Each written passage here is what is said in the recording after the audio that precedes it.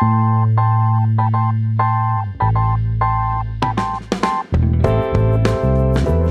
sur l'affaire Théo, il y a une qualification qui revient souvent dans tous les articles qu'on lit, qu'on voit, qu'on entend, c'est le terme de viol.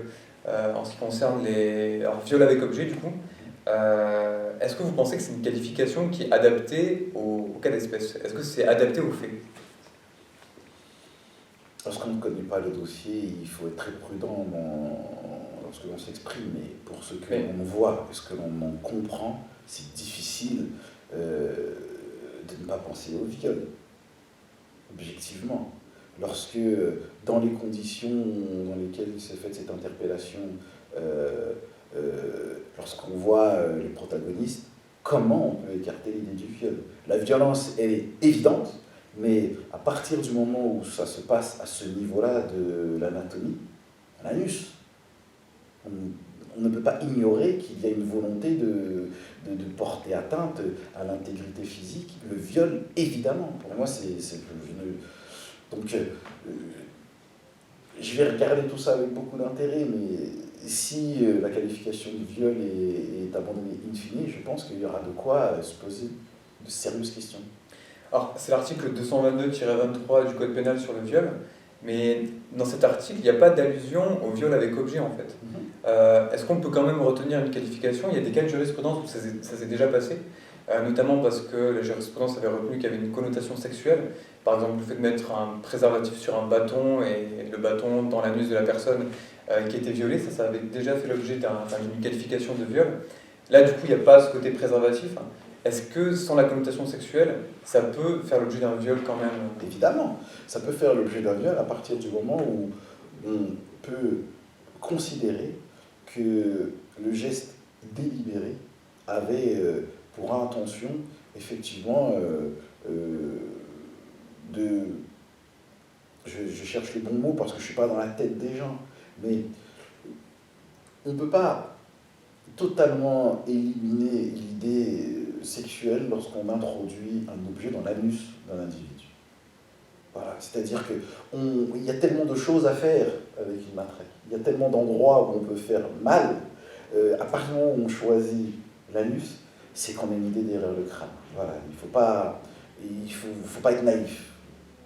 Est-ce que vous pensez que cette affaire elle est symbole et qu'elle est révélatrice de quelque chose dans la société française, dans ce qui se passe déjà depuis des dizaines d'années? Est-ce qu'on en est arrivé à un point où finalement cette affaire, il y a une grosse émulation médiatique? Est-ce que cette affaire c'est une sorte de symbole de ce qui se passe depuis un certain nombre d'années déjà? Sans doute. On ne peut pas arriver du jour au lendemain à ce type de confrontation. Personne s'est réveillé et s'est dit allez, aujourd'hui, je vais aller mettre ma matraque dans l'anus d'un jeune que je vais contrôler.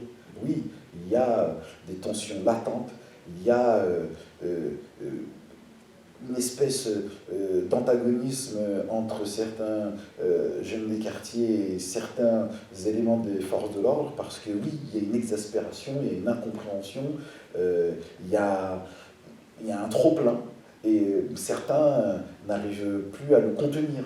Donc moi, je le vois au quotidien lorsque je défends certains jeunes qui dépassent les bornes, mais ça existe aussi de l'autre côté. Donc évidemment que c'est moins visible, parce que c'est beaucoup plus calfeutré, beaucoup plus couvert, mais ça existe, et ça fait depuis un moment que ça existe. Lorsqu'on fréquente assidûment les prétoires et les audiences correctionnelles, ce sont des choses qu'on ne peut pas ignorer. Est-ce que vous pensez qu'il faudrait changer la loi pour introduire une qualification de viol avec objet?